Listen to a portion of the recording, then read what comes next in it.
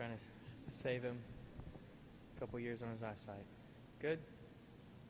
Okay.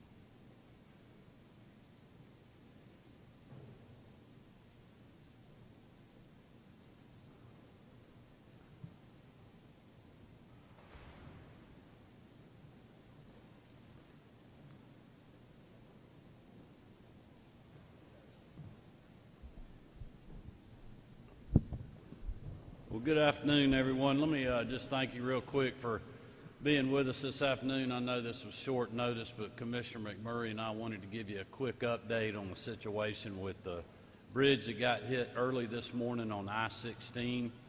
Certainly want to thank all of our DOT folks who responded early this morning, continue to be on the scene, as well as the State Patrol and a lot of local law enforcement as well that's helping us. We appreciate their support.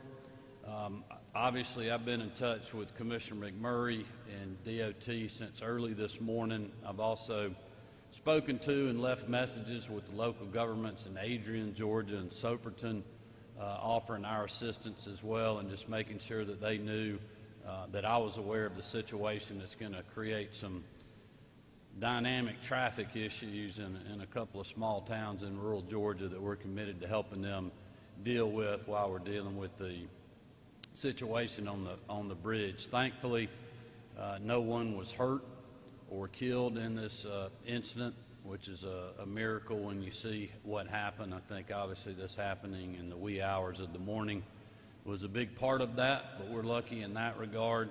And again, just want to thank all our folks at DOT, local and state law enforcement that are responding. And I'm going to turn it over to Commissioner McMurray to give you a more detailed update on what happened, but also what the plans are here the next few days, and then we'll be glad to answer any questions. Russell. Thank you, Governor, and thank you for calling this together and for all of you being here today. Again, let me start with safety and how fortunate we are that there were no injuries in this tragic and very unfortunate event that happened on I-16 in Truitland County. This incident is a result of basically a tractor trailer that has a dump bed, and the dump bed was up that struck the bridge.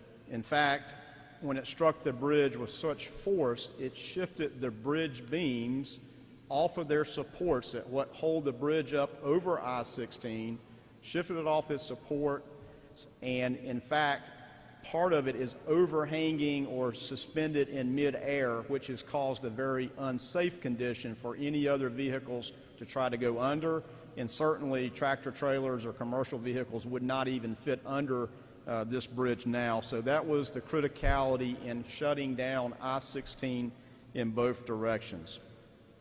Again, I'd like to say a special thanks to the Georgia State Patrol for immediately notifying us and stopping traffic such that nobody else could have been injured or harmed while this event happened, and also to the local law enforcement who immediately started with off-site detours to try to get traffic in and around this location. And again, as the governor said, a special sympathy and level of concern to our communities that are impacted here in Truitland County, especially the city of Adrian and the city of Soperton, which now have a lot of traffic. In fact, some 21,000 vehicles per day navigating through their local communities.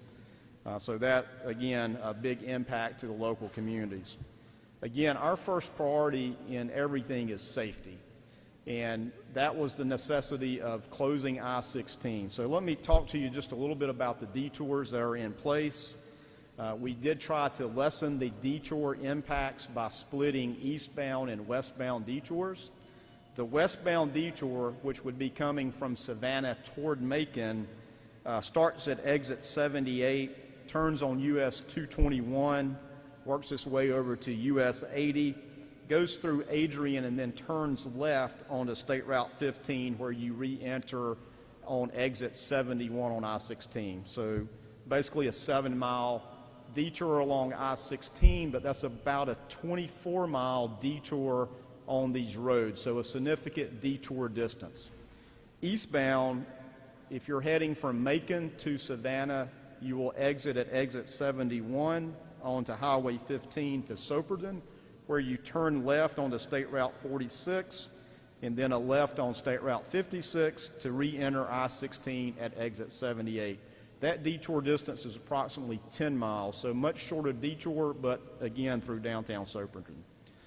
Now let me talk just a little bit about the timeline to try to reopen I-16. That is our first priority in that we do it safely.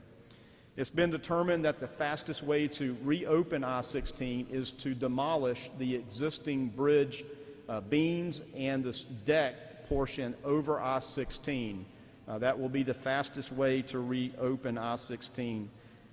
We already have crews out there underway preparing for this demolition, and mobilization of specialized demolition equipment is en route and will begin demolition this evening.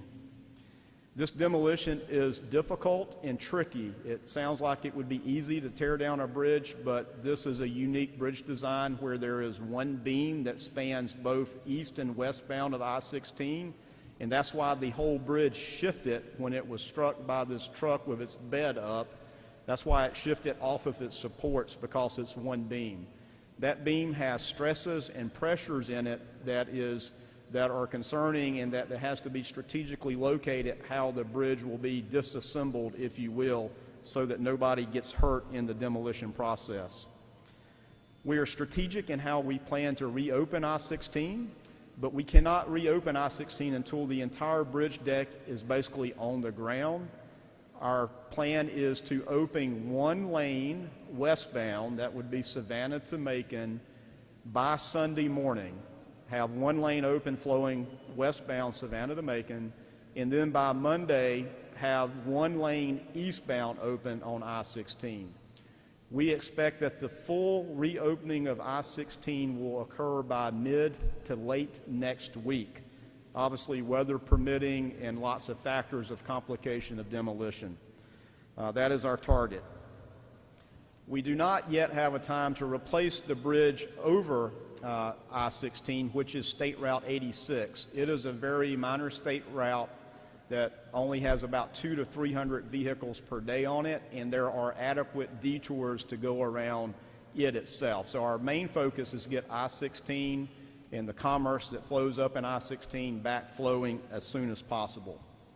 We ask that you all use our social media channels, our Facebook and Twitter accounts.